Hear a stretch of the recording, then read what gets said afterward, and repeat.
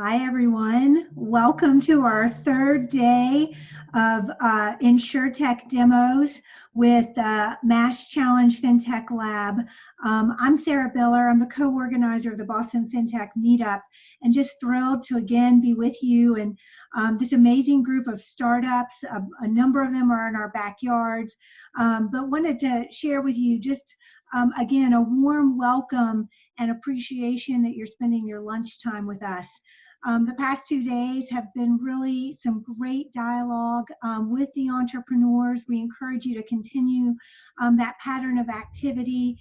Engage with us actively with your questions in the Q&A section. We've heard in the preceding 2 days questions about how the entrepreneur community is reducing friction in the provisioning of insurance. We've heard really amazing insights on actually insight generation in insurance, how data is being collected and the incredible experiences that they're driving. And today we're really going to dive deep into that exact theme. We're going to think about with the entrepreneurs who are focused on the customer UX or the experience more deeply. And I want to turn it over to my dear friend and colleague, Devin Sherman, to continue the introductions, but just know we'll be back around shortly for our discussion. I'm Devin Sherman, and I'm the Managing Director of MassChallenge FinTech, a program that drives intentional partnerships between FinTech startups and large enterprises in insurance, as well as asset management and banking. Just to build off of what Sarah's saying, what an exciting time for Insurtech, especially with Hippo's recent big raise. And in the wake of this, I'm really excited to hear from some of our incredible Insurtech startups today who are tackling some very important customer experience challenges. And before we dive in, I want to say a very big thank you to Amica Insurance for sponsoring our demo series, and also introduce everyone to Adam Kostecki, who leads the innovation team at Amica. Thanks, everyone. Thanks, Devin, and welcome, everyone. My name is Adam Kostecki, and I lead the enterprise innovation team at Amica, and we really appreciate our partnership with MassChallenge. And we're very happy and proud to sponsor this week's series of demos. Now, for those of you that may not know Amica out there, we're a personal lines insurer that offers auto, home, and life insurance, and we're headquartered in Lincoln, Rhode Island. Our mission is to create peace of mind and build enduring relationships with our customers, and we aim to achieve this through exemplary service. And we've won a number of accolades due to that commitment.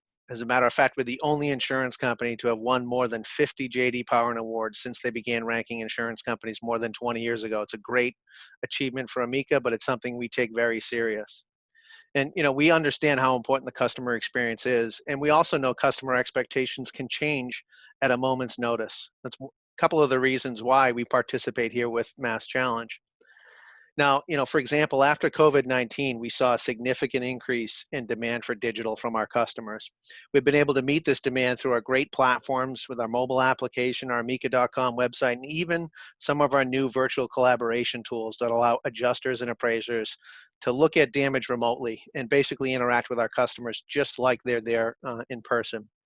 We're experimenting with these same virtual tools that we might use during the policy acquisition process to streamline buying a new policy, and maybe even to interact with our customers for something like an annual risk checkup. That customer experience is really key, and we always look for different ways to reach out and interact with our customers. And we're committed to helping support the local startup ecosystem here in the Northeast. We've been very impressed, especially this year, with the quality of the most recent cohorts. And we partner with MassChallenge because it's a beacon for some of the most talented entrepreneurs in the country. And our goal here is really to uncover the latest and greatest technologies, the new data sets, and the new experiences that are going to help us deliver a new era of world-class service and efficiently in the future.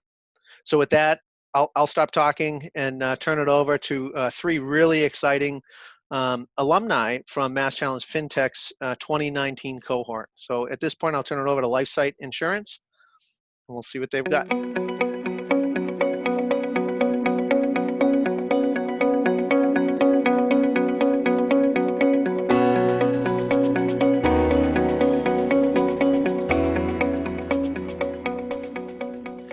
Greetings, everyone. For those of you who don't know me, my name is Chris Wong. I am the CEO and co-founder of LifeSite.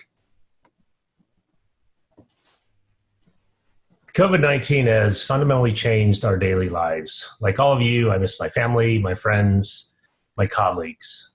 The crisis is becoming the accelerator for one of the greatest behavioral transformations of our lifetime. How we work, exercise, shop, learn, communicate, and even socialize will be changed forever. We didn't ask for this, but now that it's here, we need to adapt. This is my family. We are adapting like all of you. Does this look familiar? More than ever, families across the U.S. are asking themselves, are you as prepared, or are we as prepared as we want to be or need to be? What types of information and documents do we need to access in the event of an emergency? The good news is that the Wong family has this. Most of us are ready, most of us are not. Regardless, the time is now.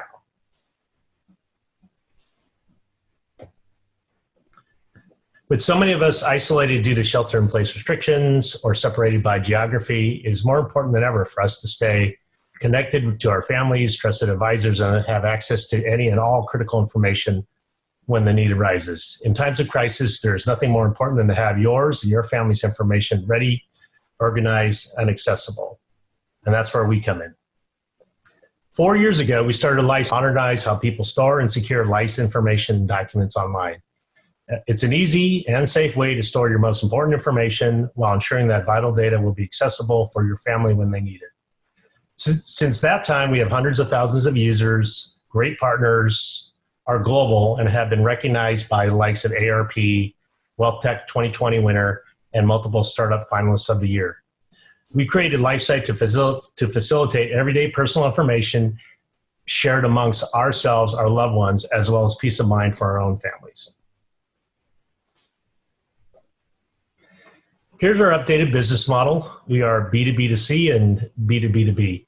Our core technology is also in demand. B2C in the pandemic in particular has emerged during this crisis. In regards to setting up LifeSite, thankfully it's very straightforward. The process includes deciding who should have access to what and when, and then uploading your documents is a process made easier by our LifeSite mobile app, which lets you simply take photos or documents. Linking LifeSite to important online documents such as your bank or your insurance information is easy as well. And then we also added the functionality to have and save sensitive conversations in multiple languages. So setting up a virtual safe deposit box for your most important information and documents is a critical step in taking care of your loved ones in the case of any emergency. And with more of our lives taking place online, getting an online safe deposit box only makes sense. LifeSite makes it easy and secure. You could use our mobile application as a digital wallet. The LifeSite mobile application is a handy way to make sure your important information is essentially in your pocket and available at all times. And here are some use cases for insurance, banking, and our wealth management customers. Stay tuned because we've got a number of major announcements in the upcoming weeks.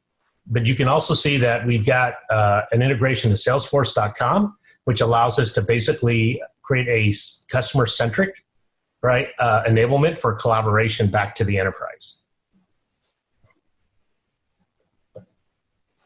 Here's a new opportunity that was presented to us and what we are swinging into action on.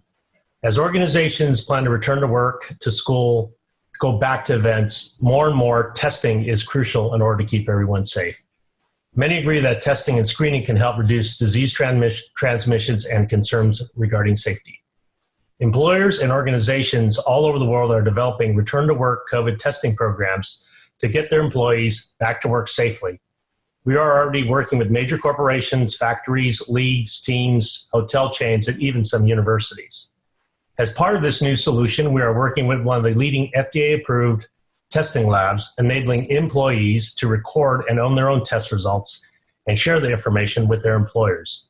This is critical for any return-to-work program addressing any concerns related to employer data privacy and HIPAA concerns. What's great about the program is that we can deliver it zero to minimal cost by leveraging the CARES FFCRA Act or personal or corporate and private insurance. What is it we're doing?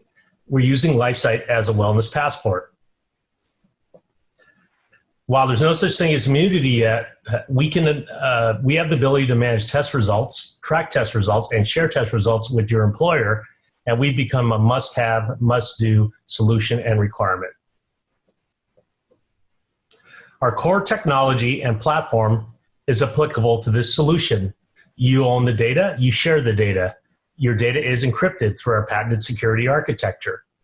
Everything around your health profile, as we mentioned, is accessible, and then you have mobile access to this if you need to present your test results to get off an airplane, get onto a ship, or return to school. There are three main workflows to our solution.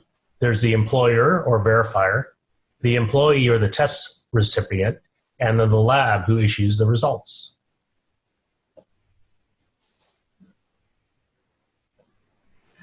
This is the workflow. We have an employer app that we call LifeSite Wellness Pro. It links to our existing individual family app, which I talked about earlier on, LifeSite Plus, and it's integrated to our testing provider partner, Avellino, or you can use an API to link to other labs, or use a QR code powered permissions process, which we also deliver as part of the solution as well. Here's an example of a dashboard for an employer. As you can see, we're recording all tests for the entire employee base.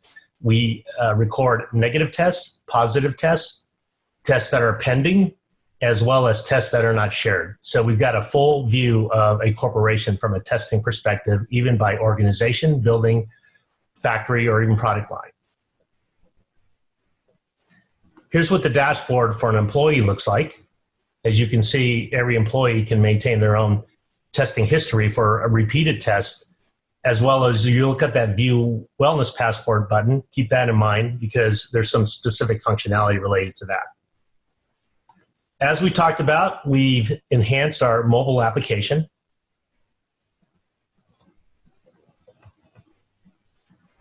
And from an employer's perspective, we've got an employees results page. So once again, we're tracking all the positive, negative, and all the testing that's going on within an employer's organization. And then lastly, as I talked about, you can generate an authenticated test result since we manage the complete chain of custody for a verified result. And then that result could also be exposed via a QR code and a product that we call QR Code Scanner, which is a LifeSite scan application, which will scan and validate an authenticated test result for an employee or an attendee. So this could be used, for instance, to get into an event. It could be used to get on campus, right? We're even talking to movie studios about using this to certify that people have been tested within a, for instance, 24 to 72 hour time frame before they get on the movie set. The solution is hot. We are already contracted with 8 major corporations the past 2 weeks, right? Probably we'll do another 4 this week. We're helping factories reopen who had to shut down and had to test all their employees. And as I was saying, right, we're now engaged in conversations with universities to try to use the solution to allow students and faculty to return to the campuses safely. In closing, we continue to address demand and work with companies across the globe and with enterprise class partners. With that, I'd like to thank you for listening. And if you're interested in any of our solutions, please contact me directly for more information. And please share LifeSite with your company, your employees, and your own family.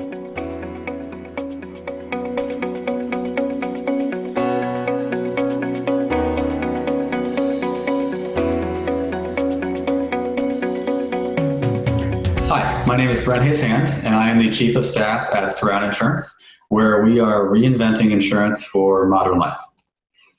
The world has changed a lot in the past decade. If you're in your 20s and 30s, then you've seen just how much your lifestyle differs from the lifestyle that your parents had. If you're in your 40s and 50s, then you've observed how the world has changed since the advent of the smartphone. And this change has led to the emergence of a new cohort of consumers. And those consumers we're calling digital natives. And there are an estimated 80 million of them in the United States today. And they live and they work and they move in new ways. They drive cars that they don't own, whether that's traditional rental cars or using car sharing platforms like Zipcar. They are renting more. They're living in cities and living in cities for longer.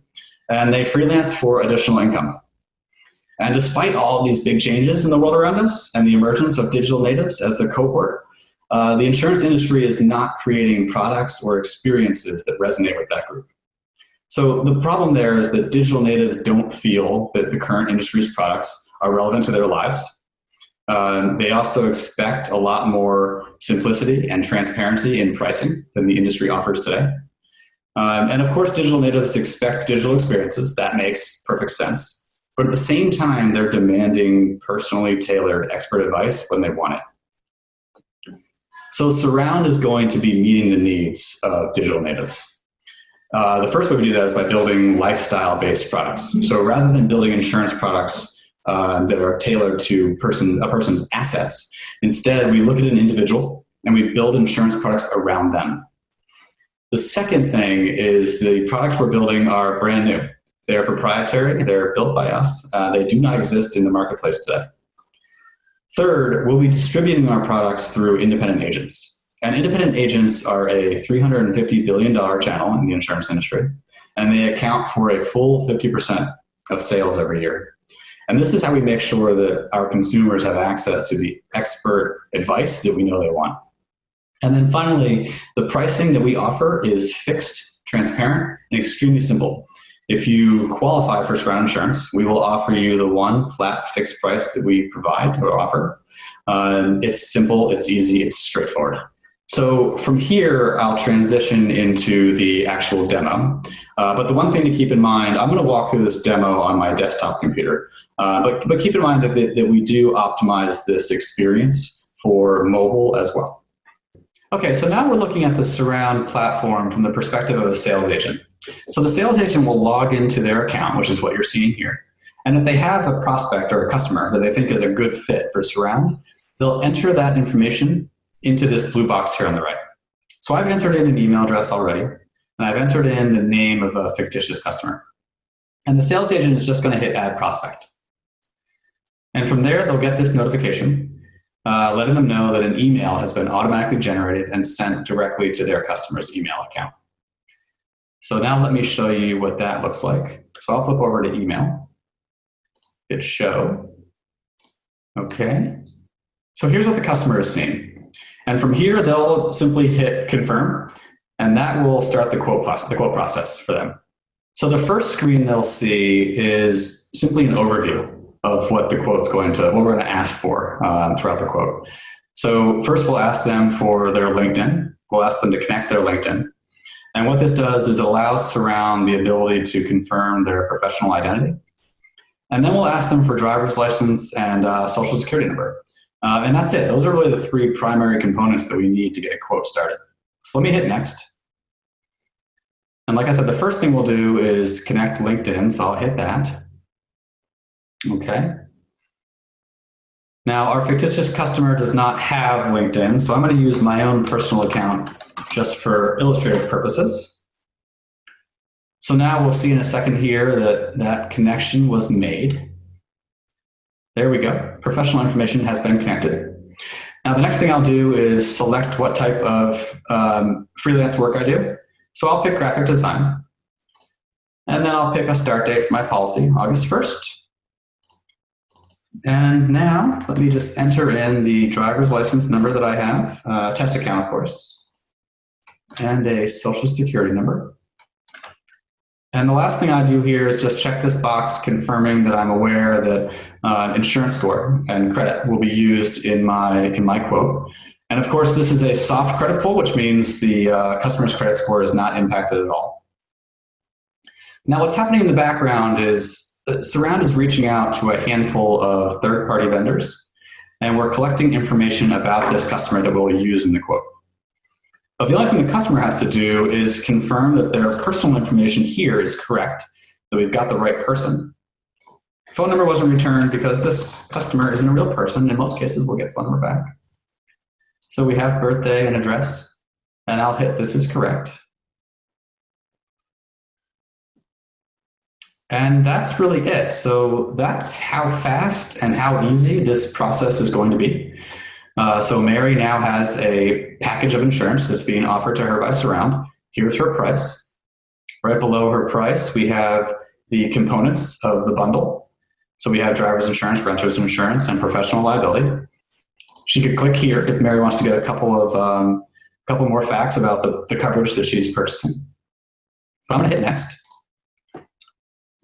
And this is important. On this page, what we're doing is we're confirming with the customer that they understand what this package of insurance does not cover. And the reason this is important is that what we're building, the types of products we're building, are new. They're not in the market today, which means consumers are not familiar with these products. So we want to make sure that they understand what they do not cover. For example, if you own your own car, this is not the right type of insurance for you. So I'm going to click here that I understand. I understand, and I'm confirming as a customer that I do in fact live the right type of lifestyle for these products. So let me hit continue. And now I'm onto the billing page. So we're almost done here. I'm just going to quickly enter in some billing information for Mary. Of course, this is test account information. 1224, let's do 123. Okay, billing information is the same as home address. And pay now. Now, compare this or contrast this to what you know yourself from shopping for insurance. In most cases, when you're shopping for traditional insurance products, you'll answer 20, maybe even 30 plus questions. We just got through this process in just a few minutes. And I was talking throughout, so it was actually slowing it down a little bit. The last step here is simply to sign the packet. So I'll sign Mary Brown. And what I'm doing here is just confirming that I am who I am. I am who I say I am. And I'm confirming that I'm going to get all my communication from Surround electronically. So I'll just check that box, hit continue, and now we really are done. That is it. That's how simple this process is going to be for the customer to walk through. You can hit continue here. That just brings you to the member login. So from here, this is where Mary can log into her account with Surround, manage her policy, things like that.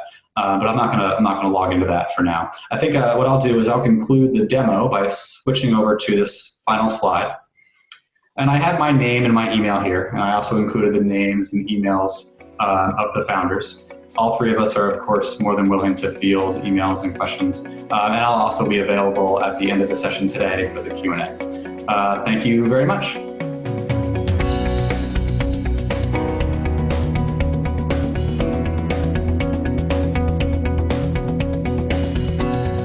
Good afternoon. My name is Sean Eldridge. I'm the co-founder and CEO of GainLife, and today I'd like to give you a demo of our return to work software. Before we jump into the software though, just some quick background on us. We are the first and only company founded by behavioral scientists and technologists in partnership with claims experts to build software that expedites the return to work process. And when starting this journey 2 years ago, we actually took inspiration from the Iron Man franchise and figured if Tony Stark as a mad scientist could save the world with an artificially intelligent assistant called Jarvis, well, what could a Jarvis that we built for injured workers and claims stakeholders do for this process? And our Jarvis isn't designed to save the world. Our Jarvis is merely designed to improve return to work outcomes, increase claims team efficiency, and reduce litigated claims, all through the automated monitoring, intervention, and escalation that can be handled through Jarvis. And all of these benefits come to life through a suite of entirely customizable features, which we know is one key thing for this industry. And so without further ado, we're going to jump into a demo. We're going to keep this demo pretty basic between essentially an adjuster and an injured worker. And so we're in an adjuster account right now, and they only have one claim that they're managing. So what we're going to do is actually add a new injured worker into here. But before we do that, it's important to level set that we get claims professionals are busy and that Jarvis shouldn't be an additional thing that they have to do. So they can come in and actually confirm their settings the same way that you would, let's say, a security system, where you say, hey, I want to be alerted if a window opens or a door opens or this happens or that happens. And so in this instance, whether it's a question that was answered or asked, a document that was received, these claims professionals can get notified at whatever cadence they want. So now let's actually create the claim. So I'm going to type in my information, first name Sean, last name Eldridge, and put in my Google Voice number here as my phone number.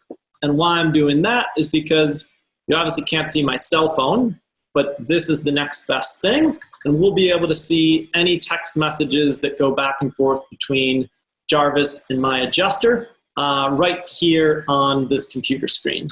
And so in less than 30 seconds, I put in that information that you see in front of you around claim, claim number, jurisdiction. And so without any IT integration required, truly in less than 30 seconds, we are up and running with Jarvis. And what happened here is that our screen changed as the adjuster. You can now see that there's a bunch of information on here about the injured worker, but we're about to get a bunch more. And so when we actually go over to our Google Voice, we're going to see that we received a text message from Jarvis to say, hey Sean, this is Jarvis, your virtual claims assistant. Let's actually activate your account. And when we go in here, we're going to type in an updated password so that we can start to securely access our account and start to transact through Jarvis. And we're going through onboarding pretty fast just to get to our dashboard. And so a couple of level setting things to note here. One, Jarvis is what's called a progressive web application, which means that you don't have to download anything, and that every task basically that I'm about to show you today and then some can be completed with less data than would be used if an individual was scrolling Instagram for just 2 minutes. And so quick things on the dashboard: claim number, injury date, access to their claims professionals' information that we want to share. And this is all up to our clients around email, phone, fax, you name it. And then quick links to medical information, billing, pharmacy. And so here again, just how do we give it so that instead of that injured worker calling their adjuster to ask these questions, we can serve it up right there on their phone, tablet, or computer instantly. So that gives us a lay of the land on the desktop. Now we're going to click into their action items. And the first one we're going to look at is their getting started. And the whole point here is how do we set expectations appropriately at the beginning of a claim? And so all of the documentation that a client would typically give to an injured worker that might be written by lawyers or marketing and lawyers, we try to turn into a more empathetic tone where we still convey the key information, but we illustrate it like a storybook. We write it at an 8th grade level, and we do so that the injured worker starts to trust in the process and understands exactly what's about to happen. We won't go through all of getting started, but it walks through basically soup to nuts all that you could expect over the course of a claim, and then different scenarios as well. Next up, we're going to actually go into looking at this form that Jarvis is asking us to complete. And when we click into it, what we're going to notice is that it's the medical authorization form. Jarvis has already populated our first name, last name, and date. And so when we actually go back to this, we can instantly e-sign it. And so a process that would typically take us in upwards of at least a week, we can actually do in less than 60 seconds. We can do this with every document under the sun, where Jarvis and all of the information that it already has can instantly populate that document so the injured worker's job gets cut by like 90% in terms of the work that they need to do to complete forms. And then that information was just sent off to our claims team. And then the last thing here, the getting to know you section. This sets a baseline psychosocial kind of read on where that injured worker is when they start their claim. So, do they need to, or do they know what they need to do to recover? Do they have an understanding of their injury? Are there any issues that could slow the recovery? Let's say that medication and potentially anxiety could slow them down.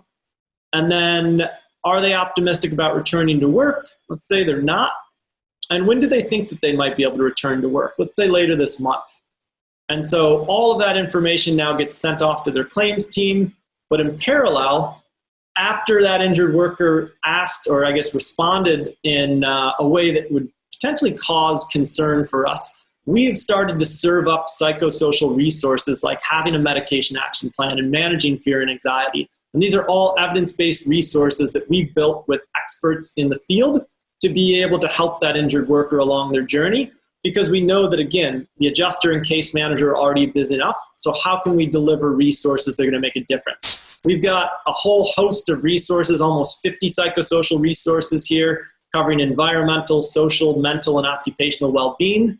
We've got the largest database of jurisdictionally specific and up-to-date questions that an injured worker might want to know.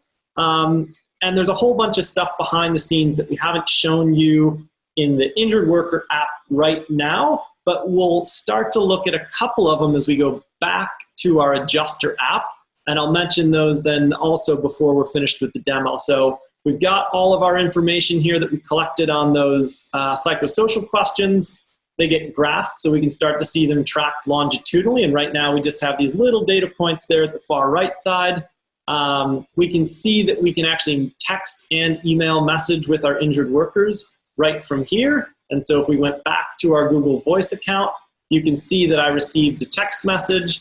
I can write back, hi, from my phone as the injured worker back to the adjuster. When we click back into their account, you can see that message that I just sent, that text, hi, is there in real time.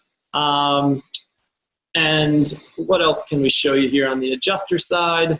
Whole bunch of stuff that we won't have time to get into. Virtual nurse case management tools, getting patient visit summary reports from doctors back to case managers almost instantly, being able to remind injured workers of their appointment, being able to follow up with them after their appointments, nudges, so building on that, documents that need to get sent in, you name it. How can we start to text or email and lightly nudge that injured worker to complete those? The ability to translate from an injured worker's preferred language into the preferred language of our claims professionals so that we can communicate seamlessly across those language barriers that sometimes exist. And then all the things that you can imagine around what happens when a lawyer gets involved, what are those permissions that we need to set. So a whole host of other resources here that we won't get into detail in this 6-minute demo, but we'd love to share with you after the fact. So 3 things that I'd ask that you remember. 1, everything that you just saw is entirely customizable. The look, the feel, the content, the roles, the permissions, that's all at our customer's discretion. 2, there is absolutely no IT integration required to get started. Yes, we can do simple SFTP feeds to ingest data or API integration. All documents that come into Jarvis can automatically get forwarded to central evidence repositories with the snap of a finger. And most importantly, claims professionals and the injured workers that use Jarvis love it. We've got an extraordinarily high sign-up and engagement rate that always amazes our clients. And I look forward to sharing with you more if you're interested. You can reach us at info@gainlife.com, and I look forward to hearing from you. Thanks so much. Take care.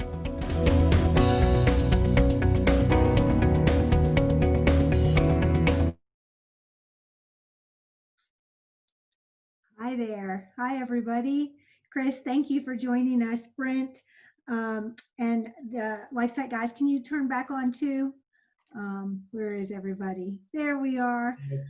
Hi, Sean. Hi, Brent. Nice to see you all. Chris, welcome. Again, I'm Sarah Biller, and just really have had a great time watching your demos. We've got a moment here in time that I think is unlike any of us experience. Frankly, I don't think about it, I know. And that is this, the pandemic and the personalization that is, or the personal nature of it. And I am struck that each of you offer a solution, and we've seen some of the questions that have been asked by the attendees around data privacy and security, things we might consider. I want us to go there at a moment, shortly, but I'm hoping we might, Sean, pick up, you were the last demo, and then we'll go Brent and Chris. If we might really think about first a more tactical question, I think, that's on everyone's mind, and that's the ease of the data collection process that you each described, the automation capability, and that'll lead us into these questions around personalization. Sean, you can go anywhere you want with that question about data collection.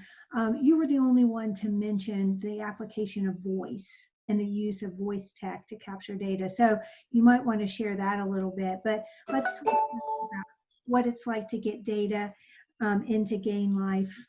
And then, like I said, we'll go to you, Brent, and you, Chris.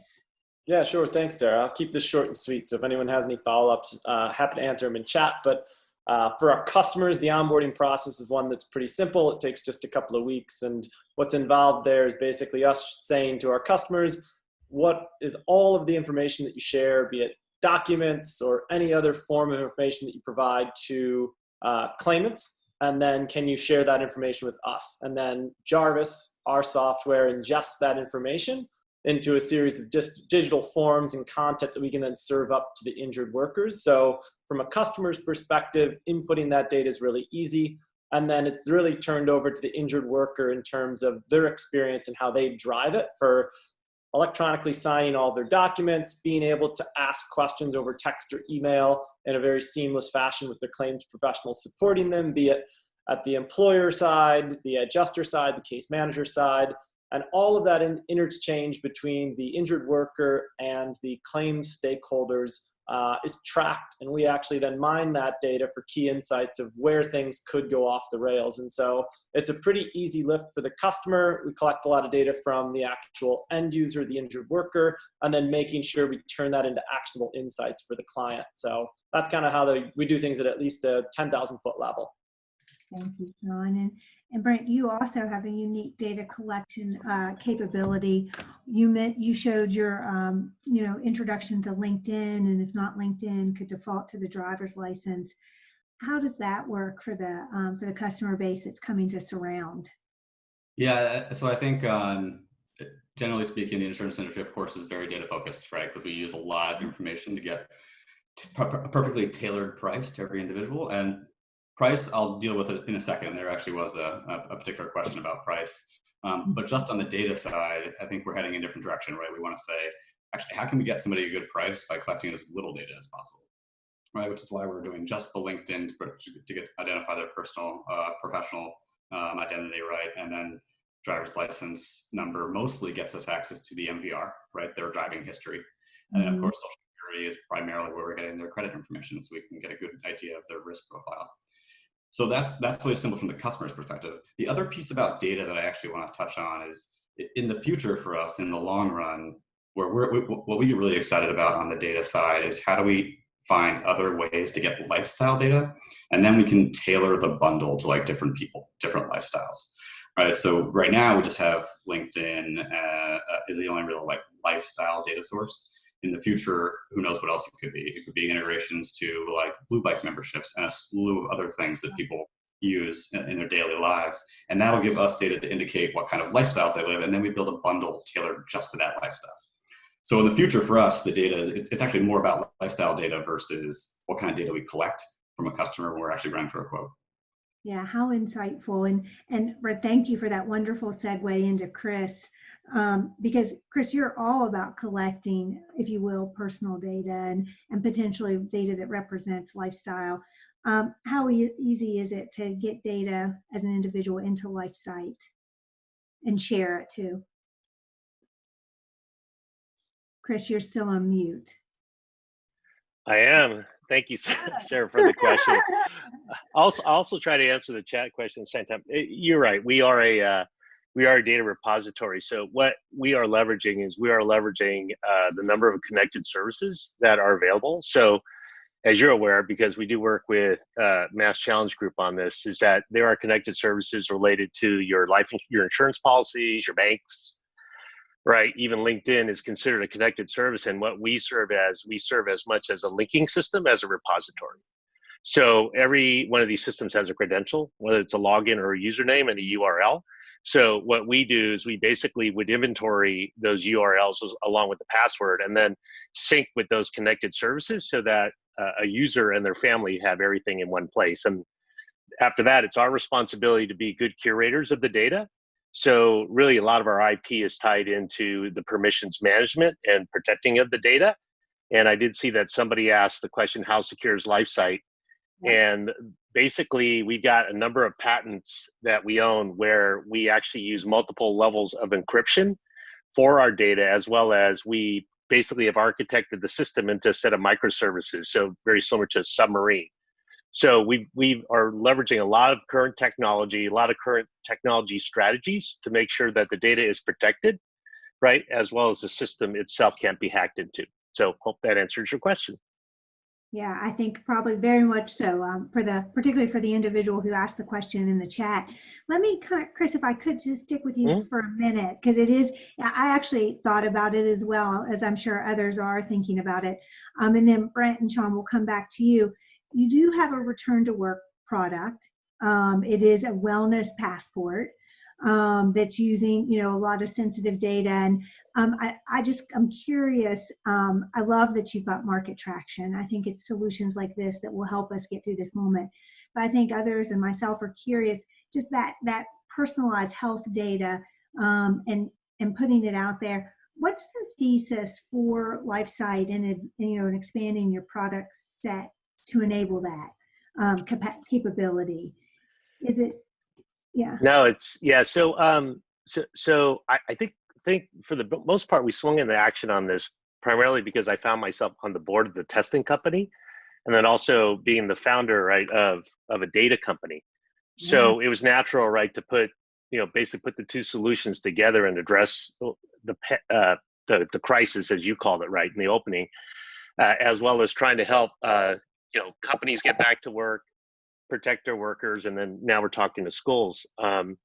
So basically, there's two audiences here when we deal with data. So one is the consumer, right, the test recipient, as you called it, and then we've got the corporations or the organization. So in the case of the consumer, it is traditionally LifeSight, where we have effectively expanded out the test results section, right, of our system to include vaccination records, other health certifications, and then multiple test results. So it's no different in that we collect these, we allow sharing of this, but the sharing is contextually different, right? It's in the context of, we're talking to Hawaiian Airlines, right? For instance, right? They need to present a validated test result when you land, and therefore you don't have to go through a 14-day quarantine. We're also working with MGM Hotels, right? Who wants to use that validation, right, for events, right? Mm-hmm. So there's numerous on the consumer side of that, but on the employee side, I think that's where it gets a little tricky, and we find ourselves in a unique position because there are HIPAA rules. But given the crisis, what we're finding is that a lot of the regulations look at COVID testing, COVID results very similar to drug testing and drug results. So they very much look at it as a safety issue. And in particular, when we're working with factories who had shut down because they had one positive, and therefore they basically had to shut the entire line down and losing millions of dollars a day. In the case of like Intel is the example that comes to mind for myself, right? It's become a requirement to test everybody. And then the challenge then becomes, once you test everybody, how do you track it? How do you manage it? How do you create a repeat program? And then how you do some tracing, right? Once you find somebody who's positive in order to stay open or to reopen. So that is really, really what we're doing. And to your point, right, it is exhausting. We are doing about 3 proposals per day with movie studios. Nuclear plants just came in today. State of New York, I've got a call right after this with Governor Cuomo. So it's exciting, but it's also challenging at the same time. Yeah. Well, Chris, we appreciate it because, thanks for sharing all this with us, because it's a nice intersection to, Sean, what you all have been doing at Gain Life, and then Brent, I'll come to you with Surround. Gain Life has been in this return to work, if you will, in a sleeve since your origin story, right? We just saw it with your claims assessment, helping individuals return to work. What's your thesis there? And are you evolving your thinking similar to Chris with the pandemic? Yeah, it's a great question. Thanks, Sarah. So when we say return to work, I guess it's slightly different than what's happening right now with the COVID pandemic, which is our software is designed for injured, ill, or disabled employees. But the process itself of how do you return somebody to work, I think has a lot of the same psychosocial issues that you deal with. And so one of the things that we've seen since the inception of COVID is that for many of our customers, both employers and carriers, claim volume might be down for some, but the psychosocial issues that the injured workers that everyone's serving at the end of the day are actually up. And so how can we try to increase that level of trust and transparency and information exchange so that we can catch issues essentially while a kitchen fire is still a kitchen fire and not a house fire, for example. And so that's what we've been largely dealing with since the start of the COVID pandemic, trying to understand more ways to be able to help build that kind of communication and trust between the end user, the injured, ill, or disabled employee, and then the claim stakeholders that support them. Yeah, Sean, really admire both the business thesis as well as the impact that Gain Life is having on people's lives. And it's interesting that, we talked about psychosomatic factors, and Brent, as I think about Surround and its thesis around understanding, the other side of the data equation more than what we typically would see in a collection process, and your ability to personalize insurance products. Is it, have you been impacted by COVID in the way you all think about it? What does this mean for Surround these times? Yeah, well, I think one thing that we've heard in the papers and the news is that the COVID crisis is sort of accelerating a lot of trends that were already happening. And that we certainly see with our products. So we have one of the pieces of our product is a coverage for professional liability for people who do a lot of freelance work. And it seems like that trend is sort of accelerating. There's more people who are looking to work from home and work on freelance, and this is the kind of coverage that protects them professionally. Biking, we see a lot, people are doing less moving around, period, right? But when they do choose to move around, they are choosing to avoid public transit a little bit more, which means there's actually a little bit more biking. And again, this bundle protects people when they're on the roadway if they don't have car insurance that already protects them. So it's a little bit of a mixed bag. People are certainly driving less, which means the auto coverage component of the bundle is less attractive, but the other pieces actually seem to be more attractive in a strange way. Yeah. But yeah, so and then I think the other thing is that no matter what happens, we want IAs, independent agents, to have access to like really good digital tools. So as people work their way through the COVID crisis, tools like Surround is built for IAs and help them kind of make that transition to a digital platform, which will be important in the current crisis and when it's gone. Yeah.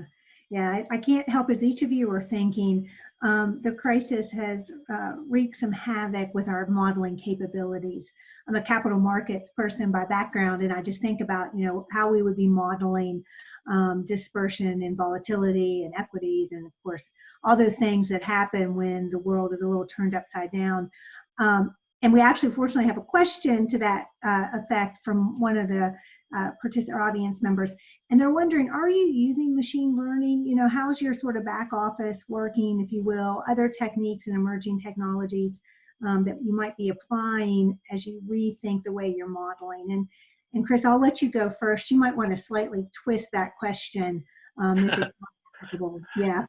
You know what? I'm not going to twist it. I'm going to answer it because I think it's a really good question. So, once again, given that we're this big repository of life information, which expands your entire family, what we've done with machine learning is that as individuals and families continue to put information into our system, we've created a construct called a checklist. And a checklist can be contributed by a family or an advisor.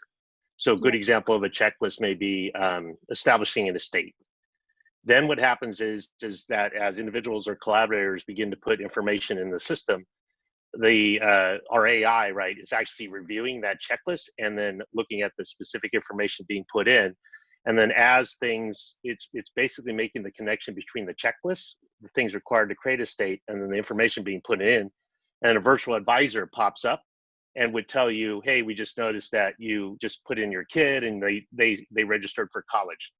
Therefore, we have to assume they're going to college, and therefore you should update your estate plan, right? Understanding that this person's going to college. So, and then, it goes on and on and on again. It'll tell you you've got a relationship with an insurer. Therefore, you need insurance for this, and this insurance provides that. So our system is actually doing that, but the key for us to do that was not the engine itself, but it was to create the data curation and the linkage to a checklist, which provides the context for our business partners. Oh, very fascinating. Thank you. Sean, why don't you talk a little bit about the application of machine learning or other technologies to Gain Life? Yeah, for sure. So we have a team of 3 PhD behavioral scientists on the team that think a lot about consumer behavior. And with that, we've been pretty busy trying to build a set of algorithms to understand risk at a deeper level. So artificial intelligence is one of the core, I guess, underpinnings of the software that we've built to date. From a machine learning perspective, we're still playing around with what data do we actually get from a customer, what data do we get from injured workers, what data we get from claims professionals, and how we can make sense of that all. And so, yeah, in full transparency, we're still in probably the earlier innings of really getting meaningful and applicable use cases from ML models and what we're doing. But right now, yeah, we are collecting data that the industry's never seen from a psychosocial perspective to understand risk at a much deeper level. So we're getting there, but we're not there yet. Yeah, but appreciate where you're heading, because it's a whole new day as you evolve that thinking. And Brent, let me ask you to close us out with an answer to the same question around machine learning and AI at Surround. Yeah, so for us, I think I would echo what Sean just said. For us, we're still working towards that goal too. So we're about to launch our first product pretty soon here, and like I alluded to earlier, the machine learning component for us doesn't really come into play until we're capturing more data from more platforms for customers to identify those lifestyles. Oh, I think you might be on mute, Sarah. Oh, sorry, Brett. I didn't mean to be on mute. Well, Brett, I will say thank you. What a fantastic response. And thank you all for sharing with us the very critical question around customer experience in Insurtech today and what you're doing to advance it. It is a monumental task that you're leading us and path you're leading us down. And so with that, I know on behalf of everybody who's attended, I'll say thanks. I'm going to turn it to Devin Sherman now to also say her goodbyes and thank you. Great. Thanks, Sarah, Brent, Sean, and Chris. Really relevant and engaging discussion. Thanks again to Amica Insurance for sponsoring our Insurtech demo series. And if anyone wants to follow up with the entrepreneurs who presented today, you can reach out to our team at fintech@masschallenge.org, and we'll be sure to connect you. Also, keep an eye out for upcoming Boston FinTech meetups and MassChallenge FinTech's application launch in September. Thanks again, and hope to see you all soon. Bye.